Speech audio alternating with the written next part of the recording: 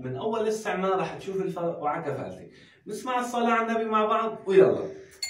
اختي الغالية عندي هون زيت الزيتون، وعندي هون سكر بودرة، اول شي بسم الله رح احط اختي الغالية 4 معالق زيت الزيتون، ورح احط معاهم اختي الغالية سكر بودرة معلقتين. المعلقة اللي عم استخدمها يا اخوان المعلقة صغيرة ما كبيرة، ورح اخلطهم مع بعض اخواتي هذا الشكل بحيث يندمجوا مع بعض ويدوب السكر مع الزيت. باذن الله اختي الغالية بس شفتي ابنك عم يسعل جربي له هيك الطريقة ورح تدعي لي من قلبك بالمية مية باذن الله. لا تنسوا يا اخوان تشاركوا هالصفحة لقرايبينكم ورفقاتكم مشان نستفيدوا مع بعض.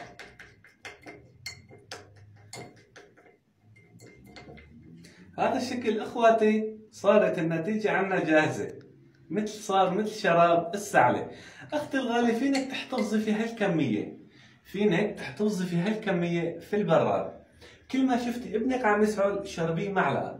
اخواتي ملاحظة هالطريقة بتصلح من السنة العمر لل10، ولكن هلا بدي اعطيكم طريقة ثانية للعمر شهر لل10 شهور. اختي الغالية عند الصبح عند البفي الولد الله يخلي لك اياه بتشربيه معلقة على الريق. بين الظهر والعصر اختي الغالية بتشربيه كمان معلقة واحدة. قبل النوم اختي الغالية ضروري تشربيه كمان معلقة. شربناه 3 معالق اختي الغالية قبل النوم. اذا عندك دهن قطن او فازلين ادهني له منطقة صدره وباذن الله ما بيبقى في شيء لثاني نهار. هاي اول طريقة يا اخوان خلصنا منها من السنة لل10 سنين. بنجي اخواتي طريقة كتير سهلة وكتير بسيطة وفعالة للعمر شهر والعمر 10 شهور. اختي الغالية ما عليك غير مي سخنة، مي مفترة. كل ما شفتي ابنك صار يسعل شربيه اختي الغالية قدر معلقة مفترة. واذا بدك كمان اختي حطي له معاها شوية سكر مطحون، سكر بودرة. هذا الشكل اختي الغالية وحركي وشربيه منها كمان معلقة.